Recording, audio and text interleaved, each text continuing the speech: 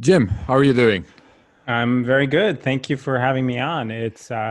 I'm a big fan of your work, both on cypherpunks and on all things Bitcoin. Actually, whenever there's some new technical development in the Bitcoin world, which I don't understand, which is always the case, I always immediately Google your name, looking for something that I actually will understand. So Nice. I'm thrilled to be with you.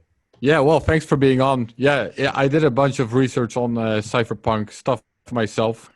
I'm in the process of working on a book. Actually, it's sort of a side project on the history of Bitcoin. So there's a lot of Oh, cypherpunk stuff really? in there. Huh. Yeah, it's a work in progress. It's been working on it for. Well, did you see my Genesis files articles? Yes. Yeah. Yeah, so that's sort of when I started, I guess. That's sort of my first dive into this topic, and from there on, in bits and pieces, I've been working on And this. who are some of the people that you've talked to for the book? So very few. I'm kind of holding that off in a way. I've spoken to some informally, but I'm kind of doing all of the research first. I've read a whole bunch of the cypherpunks archives, but also other historic things. A lot of Hayek, which is also a big part of your documentary series, which is why you're on the documentary series. Cypherpunks Write Code. That's what it's called. First of all, let's start with introducing yourself to our listeners who might not know who you are. Jim? Sure. So I work at Reason Magazine. I'm actually the executive editor of video and podcasts. We've got this great video platform, which has been around for over a decade. It was actually started by Drew Carey. And we do a lot of video journalism. We put out about 3 or 4 videos a week, in-depth documentaries. We do some comedy pieces, some viral stuff. And we've got about 10 producers in LA, New York, DC, scattered around. And so I kind of, my day job is overseeing that operation. But my background is in video journalism. I worked actually at the PBS station here in New York City, where I lived for about 8 years. And I had a great experience, though I'm a libertarian, and that wasn't a perfect fit for me. I've been at Reason for about 9 or 10 years now, and I became sort of obsessed with Bitcoin. I would say maybe it was 2013. I kind of have to look it up, when I kind of had my oh shit moment where I got really, really excited about Bitcoin as just the most incredible technology around. I share that meme that you see online, a lot of sort of like, how depressing it would be now to live in a world without Bitcoin. I'm just endlessly excited by it as really as sort of a technology for freedom. And that's kind of my big interest as a journalist, is the intersection between technology and freedom. And that's kind of what got me interested in also trying to learn more about the roots of Bitcoin and the cypherpunk movement. I guess that's about it. Yeah, Bitcoin is sort of the one bright spot we have left right now in the world. It's like the thing we can sort of hold on to as hope that things will get better eventually. Totally. And there's this, part of what fascinates so many people about Bitcoin, the Bitcoin creation story is so fascinating because, the mysterious genius who dropped this project. And so that it's interesting to know that it was certainly a stroke of genius, but there is this history there. People were trying to do this kind of something very similar for many years. But what's fascinating is I don't know if this lines up with your research too, but the cypherpunk movement sort of peters out in 2001. The list continues, but all the energy deflates from it. And then Bitcoin comes and it's like, boom, it's been reborn. Right. And so many of these ideas, and I don't know whether the people who are putting forward these ideas realize it or not. So many of these ideas have antecedents in this earlier movement in the 1990s and before that too. Yeah, before we get to that, what about Reason? It's a libertarian? Oh, sure, yeah. So Reason's been around since 1968, and it is a monthly print magazine and website. Most of our audience finds us on the website, and we do libertarian journalism. You know, we're libertarians, but we're not publishing propaganda. We take our journalism very seriously. We do reported pieces. We listen to all sides. Our tagline is free minds and free markets, and interest in sort of technology as a driver of freedom goes back to Reason's roots. We're founded by a pretty interesting guy named Lanny Friedlander, and this was one of the things he really believed in. So we're at reason.com, and our YouTube channel is the best place to see our videos, which is at Reason TV. Do you guys do a lot of Bitcoin stuff? Is Bitcoin a big part of your operation, or? We do. We have actually Declan McCullough is a columnist for us, and I'm sure you've come across his name because he was part of the Cypherpunk movement. We do have tech coverage, and we do some Bitcoin coverage, but nothing like you'll find at Bitcoin Magazine with sort of like the in-depth discussion and getting deep into the technical issues. Right. I do a lot of Bitcoin stuff. I wish I could do more, but I'm sort of an editor primarily. So the stories that I do kind of happen in like an hour I can squeeze into the day here and there. And actually, so my Cypherpunks documentary has been in the works for a long time. I've published a lot of stories since then. Basically, what I started doing a few years ago is every time I would be in some location where they're like, the Bay Area, obviously, I had a reason to do a trip to the Bay Area. I would pick up a couple interviews with some cypherpunks. I would sort of tack it on to my trip. I never did one of my regrets is I never made it to Utah, because I did actually talk at length with Eric Hughes. And I feel like he's such a big part of the story. I mean, he's one of the Cypherpunk co-founders, and he's not in my documentary, although certainly I have clips of him, and my conversation with him certainly informed everything. Right. So it's a 5-part documentary, right? 4 parts. Four parts. 4 parts, and I also wrote an article too. So I guess you could say 5. Right. So the first episode was about something I actually hadn't heard much about, which were the High-Tech Hayekians. Now, I've heard about Extropians a lot, but the High-Tech Hayekians, are they... Tell me about the High-Tech Hayekians. Sure. Who were they, or what were they? So, and it was actually, when I interviewed Tim May, I didn't know about the High-Tech Hayekians. He mentioned them, and that sort of is what ended up getting me interested, and then I reached out to them. High-Tech Hayekian is actually a name that, it was the title of an article written by Don Lavoie, who was a brilliant Austrian economist at George Mason University and what is now the Mercatus Center, and who's written wonderful books, Rivalry and Central Planning. I recommend to everybody. It's a fantastic book about Mises and Hayek. Everybody should read it. Anyway, Lavoie had been a software developer earlier in his career, and he, forget exactly the genesis of it, but he ended up, I think it was maybe Mark Miller or Phil Salen sent him a letter, and he ended up sort of meeting with them and getting interested in this group of software developers who were living in the Bay Area. This is in the late 80s. Who were really interested in how the ideas of Hayek had similarities in the way software is constructed. Some of Hayek's ideas about the decentralization and information in the economy, and sort of the nature of planning. Lavoie got really interested in their work and ended up writing an article that was called the High-Tech Hayekians. So that's kind of what I've gone with that name, because I like it. It's sort of, people can grasp onto it, and it really describes them well. But they were a group who in the late 80s were working at 2 startups that were actually part of Autodesk, which is now known as the writer of CAD software in the Bay Area. One was Project Xanadu, and the other was the American Information Exchange. And they shared a parking lot in Palo Alto. I actually went to the building where it was to see if there was anything worth capturing video-wise. I didn't use anything, but there was a shared parking lot, and sort of this group of guys became friends. And it was just this sort of like really intellectual community where they read a lot of Popper and Hayek, and they were really thinking about, they saw that something like the internet was coming. We were going to have a world of PCs interconnected. And they were thinking about how they saw this as really, really sort of increasing human freedom in all respects in major ways. They also worried about it creating an Orwellian state as well. But they understood that their idea was like, if we could build the right tools in software that people could use, then we can really take advantage of this incredible technology that's coming, because it already existed to some degree. This is before people were using the ARPANET or the early internet. It was before the World Wide Web.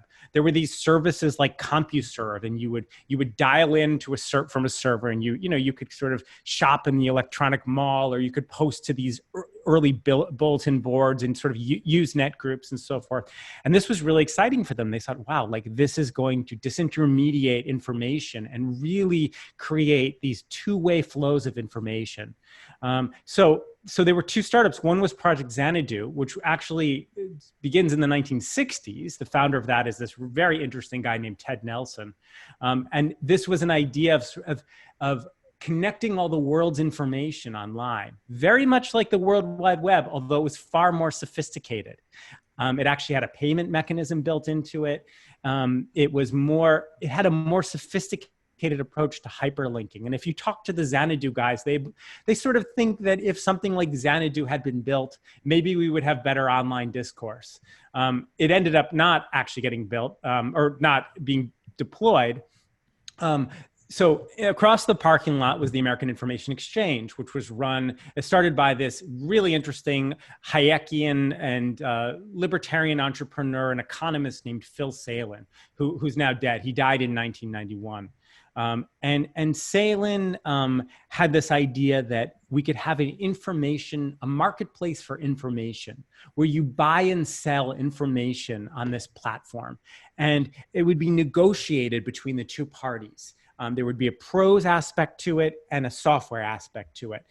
And the people who were involved with building Amex call it the first smart contracting system, which is controversial. Not everybody agrees with that. But it was this idea that you could, Hayek had written about sort of individual expertise and knowledge, the decentralization of expertise and knowledge. And Salin believed that a platform like this could lead to knowledge sharing, localized knowledge sharing, but in a global way. And it would sort of lead us to a better world. In the same way that people like Mark Miller, who was one of the architects of Xanadu, was very influenced by the work of Karl Popper. And he believed that sort of better information sharing, better flow of information and linking between sources and access to information would just lead society to better ideas.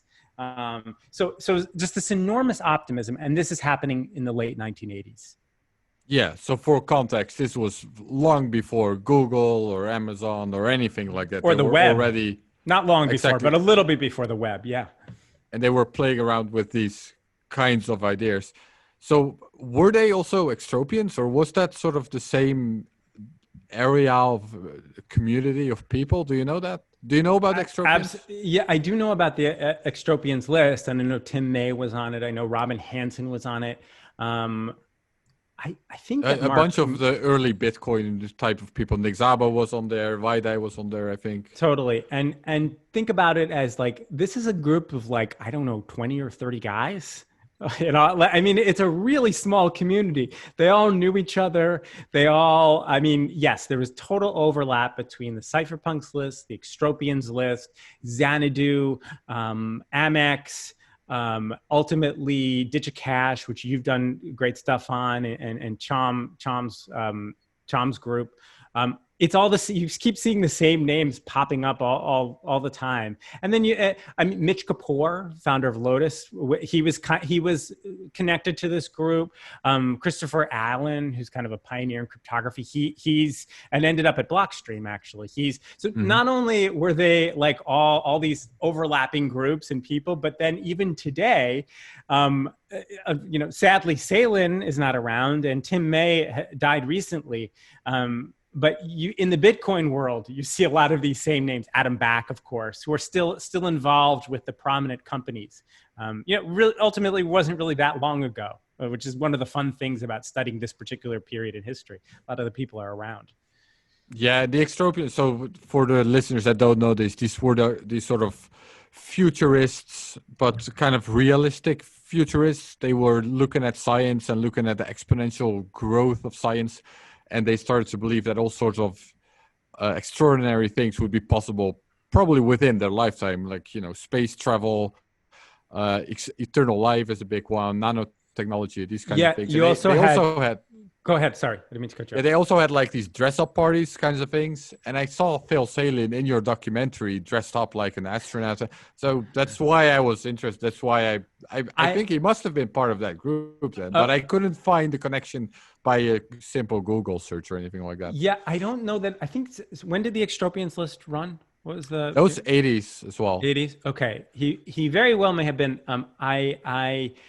That particular party, and that's footage. I got all of this great footage from Phil Salin's widow and really business partner. She was involved he had been in the private space industry. She was really his partner in that. And she's now an entrepreneur in Silicon Valley in her own right. Gail Pergament gave me these great old tapes she had of Salin, some of which he's talking about Amex. And that was a costume party to celebrate Eric Drexler. He had gotten his PhD, and Eric Drexler is the father of nanotechnology, very well known. A total story there too. And Drexler and Mark Miller were friends. Drexler was part of this group, and he and Miller really wrote these seminal papers about computing and economics, which really, I think, it had a heavy influence on Nick Szabo, and I think that. They should be getting more attention today because they really foresaw a lot of, they didn't write about blockchains or sort of distributed ledgers at all, but they anticipated that and they were writing about it. They were also really interested in object-oriented computing, which is still, these guys are still around, still doing work on this stuff. So there's all of these overlapping circles and interests, which I barely scratched the surface on in my my documentary. So Phil Salin was the founder of Amex. You probably know where I'm going with this question, but what kind of things did he have in mind what would people actually trade on a platform like that? So I got the Amex software, and I got a lot of the paperwork. I got the manual for Amex, and one of the examples in the manual is a guy is looking to invest in Palo Alto real estate, but he doesn't know that much about the Palo Alto real estate market. He wants to know more, so he posts an ask to Amex, and he finds somebody who's local and has that local expertise, and they in a peer-to-peer sense negotiate a contract and negotiate terms. The payment is executed by the software. But it's sort of like, that's an example. Amex ended up being used within the Smalltalk network in terms of like helping with computer programming. It was actually utilized. I don't think it ever fully launched, but it's kind of things that someone like Tim May, and Tim May ultimately did say this, it's so mundane, he said. That's where I was going with my question, yes. People people don't care about your surfboard recommendations. And again, one thing that's a little bit different from today's Bitcoin world is like, these guys were actually all friends. Like Salin and May really liked each other, even though they weren't on Twitter calling each other shitcoiners or anything like that. Like they liked each other, and even though they saw the world differently. So they had a meeting in 1987, they met through Chip Morningstar, who well known as the kind of the pioneer, the man behind one of the first online multiplayer games. And Morningstar and May were friends through a science fiction fan club, and they were talking about all this stuff. They were real into science fiction and the internet and so forth. And Morningstar was working for Salin. And which says a lot about the project, because he had a very high caliber of software engineers on his team. And so he introduced the two of them, and May got a demo of Amex, and May was like, this is like nobody, he's like, okay, this is fine, but this is not going to bring freedom to the world. This is not the game-changing technology that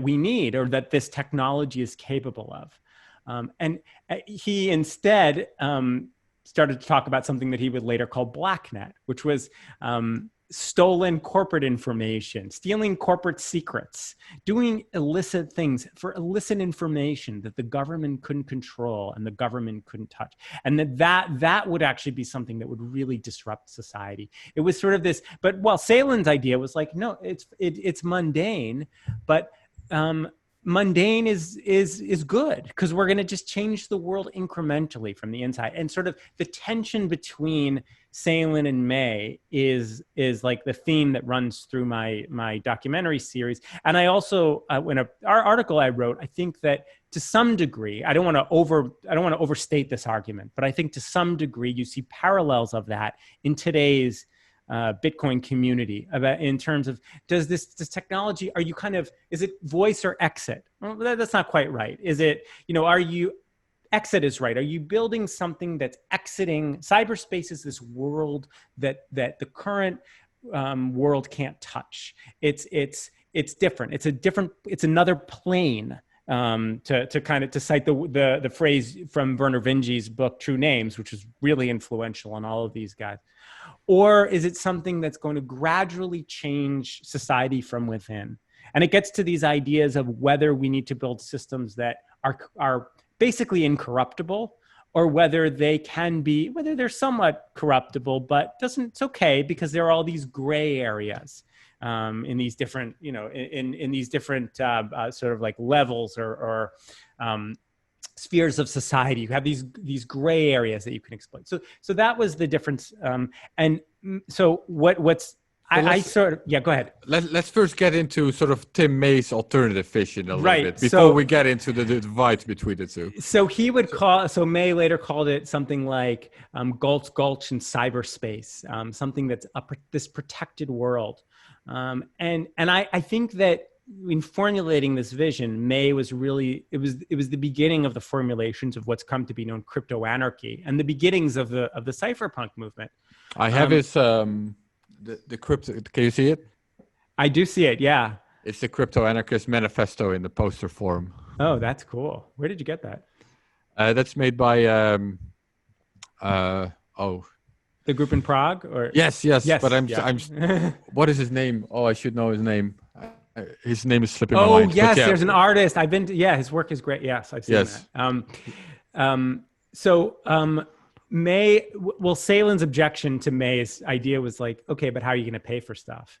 Because how do you, he said something to May to the effect of like, and this platform for stolen information, the only anonymous form of paying for stuff that known to man is cash, right? And the whole idea here is that we're in the virtual world, we're in cyberspace, and you're trading with people all over the world, and what are you going to do? Like mail them suitcases of cash? And actually, that's what May's first initial response to that was like, yeah, maybe you'll be like, you put a suitcase of cash in a locker in Grand Central Terminal, and then like you'll give the guy the codes. But he knew that was clunky.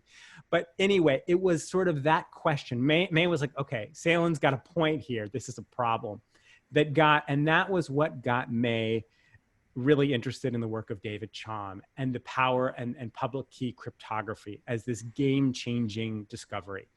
And he had seen Chaum's 1988 article, which is called Security Without. I'm going to forget it's a long title. I wish I could get the exact title right. It was kind of developing an idea that he had. You might know. I mean, it was kind of developing earlier ideas he'd had about how you could have anonymous payments, create this anonymous payment system using cryptography, right? David Chaum did. David Chaum, yeah. Yes, sure. And I don't remember the exact title of the paper. There were a couple. Security without identity, maybe how to make Big Brother obsolete, something like that. That was the subtitle, yeah. And May read this article, and he said it was like standing on top of a mountain and seeing what was out there. He thought that Chaum's system was flawed. He thought it didn't have two-way anonymity. There were all kinds of problems with it, but it showed him that by using cryptography, it would be possible to build a virtual money system. And that to me, that realization on the part of May is an important milestone in the history of Bitcoin.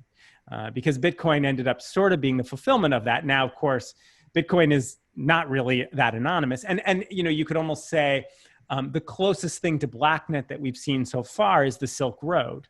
And the Silk Road was made possible by Bitcoin because people could, you could, of course, Bitcoin did work on the Silk Road in the sense that there was no credit card processing company that could stand in the way of a transaction going through. However, it turned out to be a lot less anonymous than a lot of people thought. And since then, a lot of the people who are using the Silk Road have been caught and arrested or cut deals with the government. So, but that was sort of the big realization for May, and that's what got May so excited about public key cryptography, which had been developed in the late 1970s, but it's not something he had been a physicist at Intel. I don't think it's something he had followed closely. But then that became the focus of his work. Yes, and that's what I wanted to realize with the cypherpunks. They knew of all of these cryptographic breakthroughs, but they saw that it wasn't actually being used by anyone in any meaningful way. So that's why they started the cypherpunks, get a group of these guys together and let's bring this stuff into the real world. And then May went on and you touched on this, and he created this whole vision of basically a parallel world with walls of cryptography, and where people could hide their income stream from the government and evade taxes in that way, and eventually sort of undermine governments altogether. And I think it's one of the interesting things about your documentary is that you made it clear that you focus on the divide where not everyone was actually on board with that.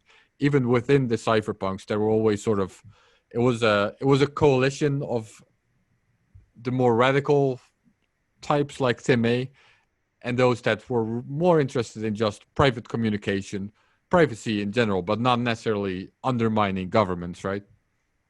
Yeah, certainly. I mean, and a lot of people, even the people who sort of liked that idea, would wince at May's radicalism. I mean, one of the characters, Dean Tribble, who's part of this group as well, calls May the shock jock of the cypherpunk movement. He liked to make these rather shocking remarks that would kind of freak people out a little bit, because a lot of people didn't want to sign on to these ideas. So you have like people like, no, I don't want that. I just want privacy, or I don't want.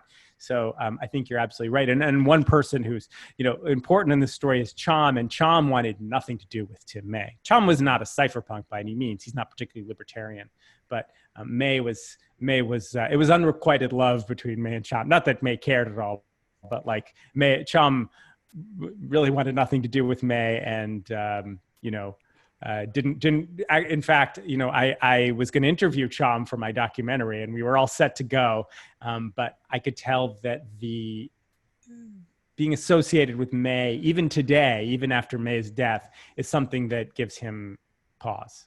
Right. Yeah. One of the interesting snippets in your documentary series is at one point you asked Tim May about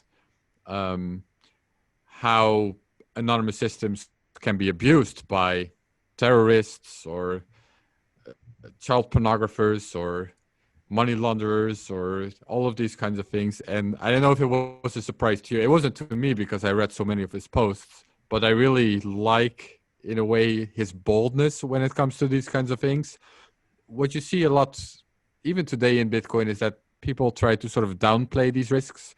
And they'll argue, it's not that good. It's not that anonymous. It's, there's hardly any, a very small percentage of transactions is actually used for drug dealing. There are no examples of terrorists financing through Bitcoin. But the way Tim May saw it, and I tend to agree with it, is, we might not be seeing that today, but this technology is going to enable that. And he was not shying away from that at all. He was, it's not out yet, but I know I gave you a preview. You saw part 4. It gets a little bit into the story of Jim Bell, and Jim Bell kind of represents that best of all. He was on the Cypherpunks list, and he had this whole idea about building an assassination market using cryptography as a way to take down the government, advocating like targeted assassinations. for government officials, and that this would be very effective. And that was including May. Even May wanted nothing to do with Jim Bell, and Jim Bell ended up in prison, not for what he wrote, but for other things like dropping a stink bomb on a post office. Bell, I think, even more so than May, represents the kind of the extreme radicalism of the crypto anarchist idea. Yeah. Yeah, I think Tim May's arguments. So first of all, it's worth the trade-off would be one part of his argument, and Right. the other part is, if you want to counter terrorism, look at the source of terrorism. Look at all these countries we're bombing. That's where terrorism comes from. It's not anonymity in itself. Absolutely. And, airplanes are obviously can be used for evil. Cars kill a lot of people. Telephones were basically his idea is like every technology that has benefited society has downsides, and the government can focus on the small minority of cases and fearmonger and use that as an excuse to violate our rights. That was his basic idea. But also, May's philosophy, and this was best summed up by Eric Hughes in the tagline "Cypherpunks Write Code." It's very much an idea that like technology is the driving force of history. Much more so than politics, and that's something that I agree with, and that kind of gets me excited about these guys' worldview. Let's build the tools, and that'll be much more important. And that's something that is exciting to think about when you think about today's Bitcoin world. Like if we can build a truly decentralized monetary system that can't be screwed with by the government.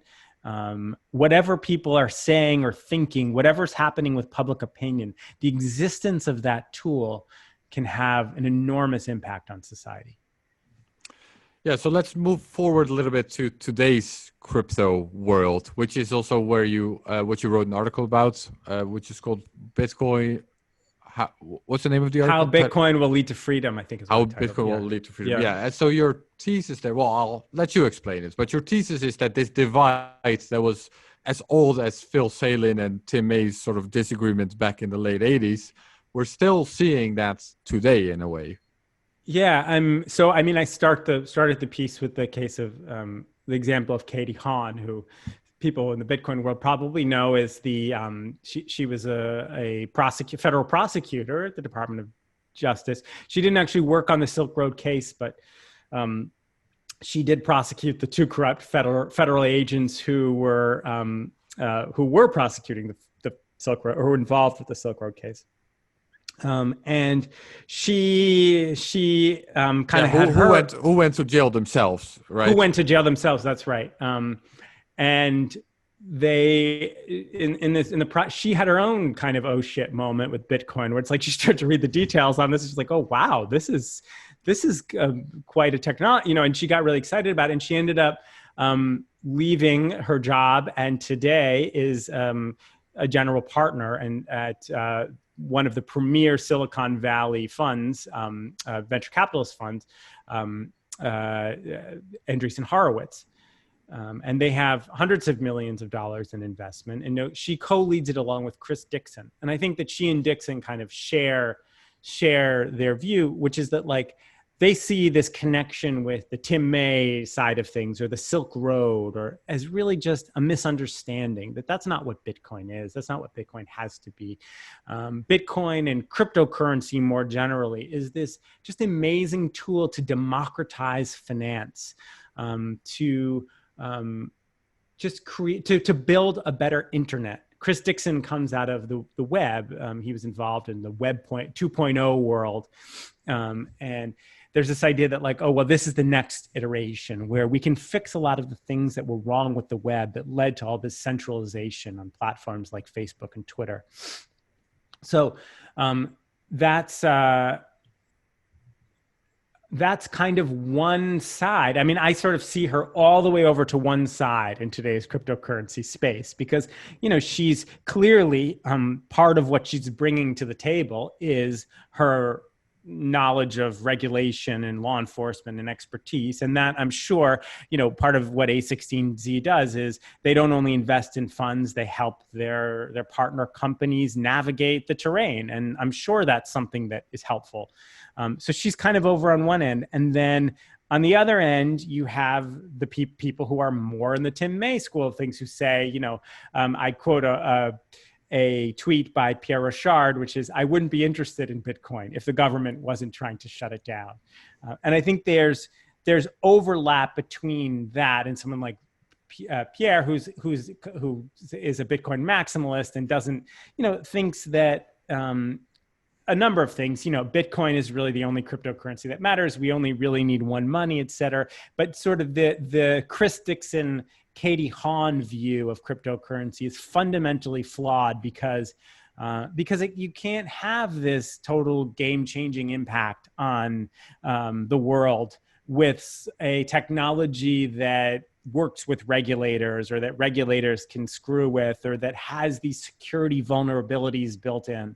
And to me, it's a debate that's so reminiscent of May's objection to Amex and Salin. It's very different in the sense that, Amex wasn't a cryptocurrency. It didn't really have cryptography, wasn't part of it really.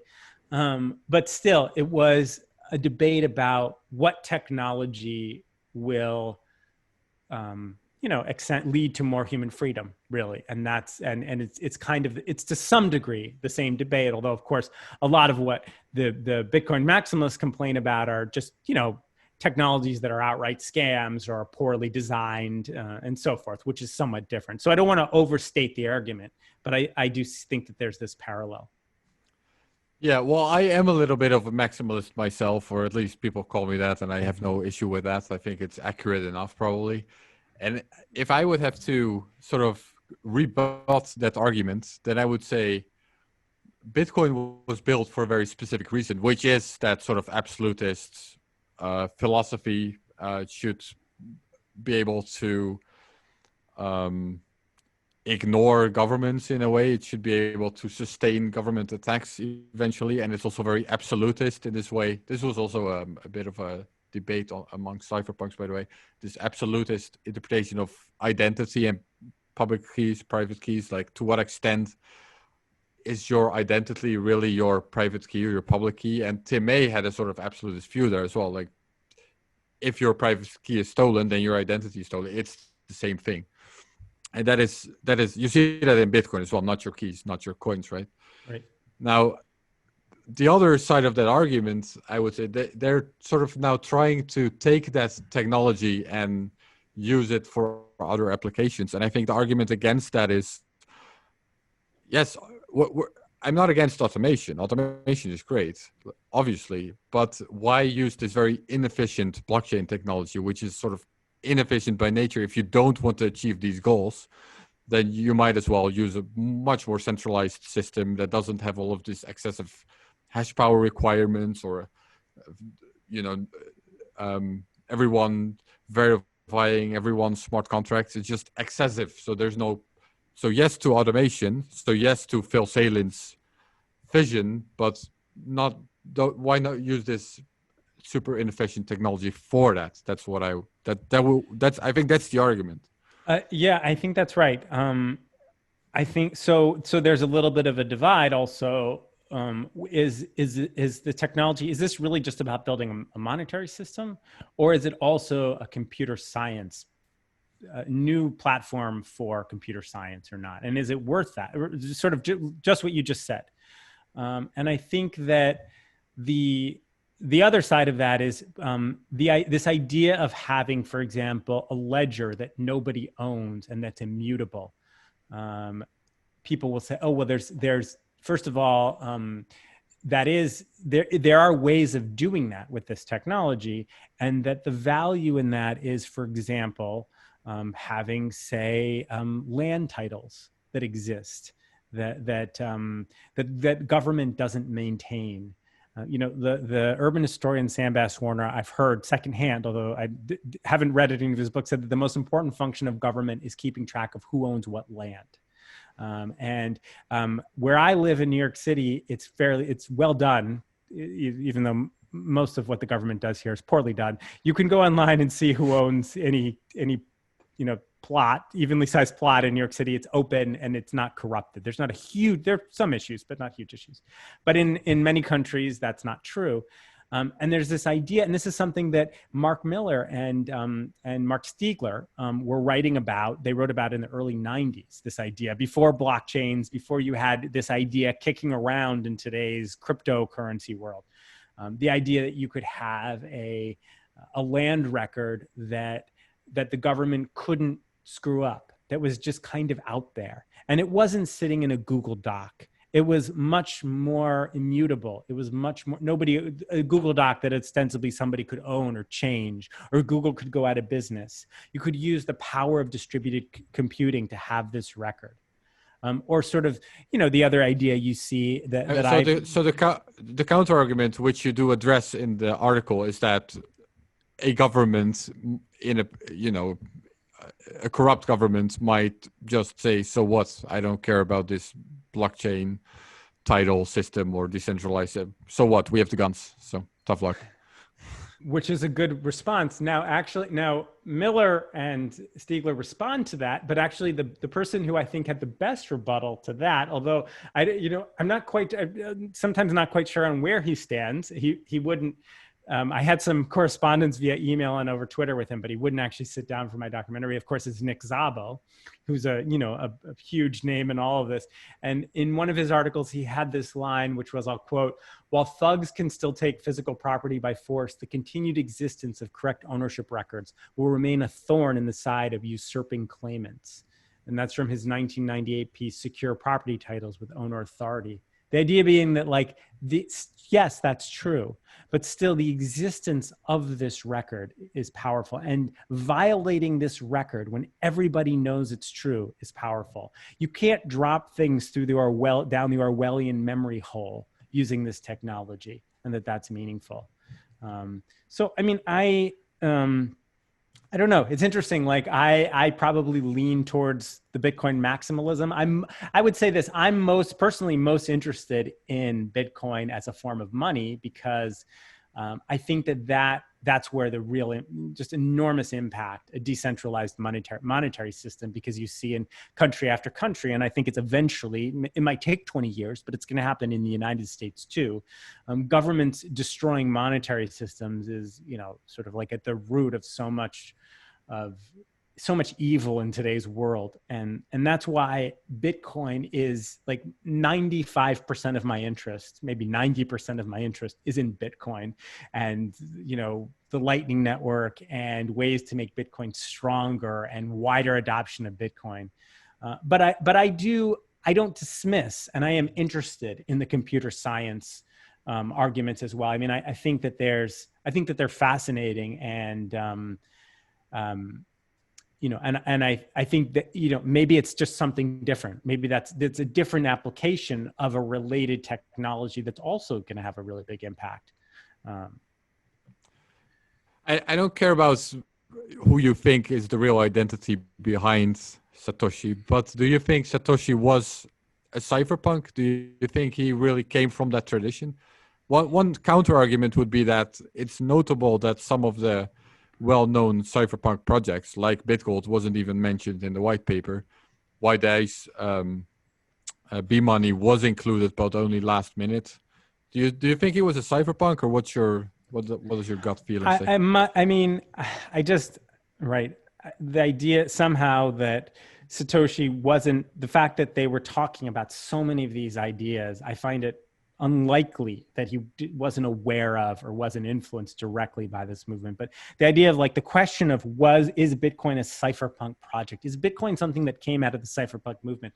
Whatever Satoshi believed or read or thought almost doesn't matter, because the proof of work system in Bitcoin is pulled from Hashcash, and Adam Back and Hashcash are right out of the cypherpunk movement. And then you even have something like, the idea of what Satoshi called a time chain, and now people call it blockchain. This has its root in the work of Haber and Stornetta. And Haber and Stornetta in the cypherpunk movement, but Tim May writes about them in his Cyphernomicon, and he was talking about them. That was kind of, May even said to me, like, he thinks that one of his talents is like he can sort of see something and know it's going to be important. He doesn't know exactly why or how, but that was one of his talents, to kind of see that in advance. So, the fact that so many of these components that became Bitcoin are rooted in the cypherpunk movement. And then on top of that, and you'll know this history better than I do, but like Hal Finney was absolutely essential in helping to refine the code in Bitcoin, helping to, get Bitcoin more attention, et cetera. And Hal Finney is, absolutely right out of, he was on Extropian's list too, I believe. I mean, he was right out of the cypherpunk movement. So, I mean, I think I agree with you. I think speculating on who Satoshi was is just like a waste of time. I'm not interested in that, but the idea that Bitcoin isn't a cypherpunk project is something that is like, I don't think there's a strong argument for that. There's another interesting link. Now you mentioned Hal Finney, between Hal Finney and Phil Salin. Do you know what it is? Is it the cryogenics? Is that it? Yes. Okay. Yeah, they're both frozen. Yeah. To be brought back to life potentially one day. That's another strong indication Phil Salin was an Extropian, by the way. Yes, that's a very right. Extropian thing. That's right. I know that was on the Extropian list. Yeah. How long have you been working on this documentary? Because Tim May is in there, obviously. So it must have been at least 2 years I think that's right. I mean, Tim May I think that was the first trip where I shot interviews. On that trip, I know I shot May. So that would be it was in 2018. And I could go back and look, because I know I was out there because I was doing a story on autonomous vehicles. There was a conference there, and I went to San Francisco to do that. And while I was there, I was like, you know what, I'm going to stay, because I didn't really have any budget for this documentary. It was just like something that I would just like tack on to other projects. So I know it was I could date it then, but that was when I got May, and I think I got Gilmore and probably one other interview on that particular trip. And then I kind of came back and I sat on the footage for a long time, and I didn't quite have a focus, but May had mentioned the High-Tech Hayekians and Mark Miller and Phil Salin. And then I reached out to them. And then it was on the next trip that I got Gail and Dean Tribble and Mark Miller and Chip Morningstar. And then it was, it's been within the last 6 months, especially, that sort of I've started to actually like edit it together and to form something. Yeah, I think we're running up close to an hour. I'll throw my last question there. So in these 2 years, unless it's something we already discussed, what's the most interesting or surprising thing you found during your research? That's not in the documentary? It's a very open question. That's not in the documentary? Well, I mean, if it's in there and we haven't discussed it, then it's fine. If we already discussed it, then we can skip it. Well, it's certainly, I mean, the focus of my third part is about this idea of software as free speech, and the work of John Gilmore. And that was something that I didn't really know a lot about. And I kind of, since then, I've gotten much more interested in that. And I think the software as free speech idea is going to be really important going forward. I think we're just at the beginning of that, because as these technologies start to have a bigger impact, Bitcoin in particular, I think that's going to be an essential defense.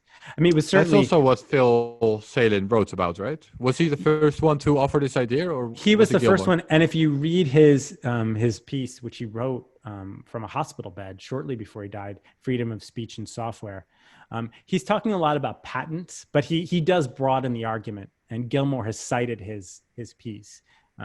Salin's work. Salin is a visionary. There's a great Phil Salin paper. Mark Miller has a website called philsalin.com. There's a great piece that Phil Salin wrote called The Wealth of Kitchens, too.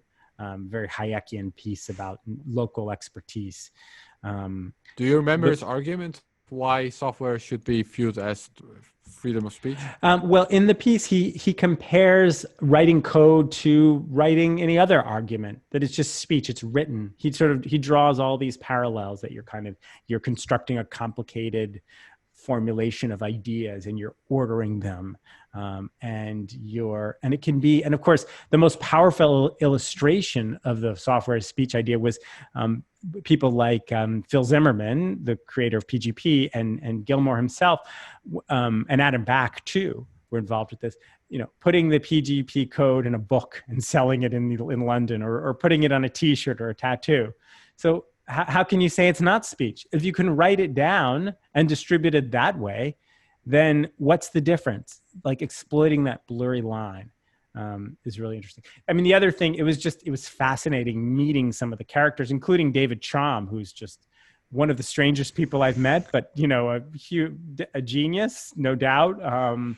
And spending the day with May was fascinating. He's not the easiest to work with, maybe. No, I've heard that. Yes, I've heard that. Yeah, meeting Tim May, going to John Gilmore's house and sort of seeing that and spending some time with him. I don't know, just meet these characters, like to meet them, see them up close. I mean, that the great thing, and I think maybe you have this too, working on this history, is like, it's kind of amazing to be working on stuff with guys, like, because it's not that long ago, they're all around and they're not even that old, and there's many of them are still working. Like, these were the guys who were there, and you can meet them and talk to them and hear their stories, and like, I just find that so exciting as someone who, like, I love history, but some of the history projects I've worked on are like, history, you're not going to do an interview with someone who was there, so that was really fun. Sure. So where can people find the documentary series? Well, they can go to reason.com/video. You'll see it there. I'm going to create, maybe today or tomorrow, I'm going to create a YouTube playlist or series where all the parts will be collected. 3 of them have run. The next one is running on when, I don't know when this is going to air, but we are taping this on the October 22nd, and then the final installment is going to run next week. So our Reason TV's YouTube channel, you can subscribe, find them there. Or Reason Twitter, my Twitter, which is just Jim Epstein, should be easy to find. Great. Jim, thank you very much. Thank you for having me. Thanks a lot. Cheers.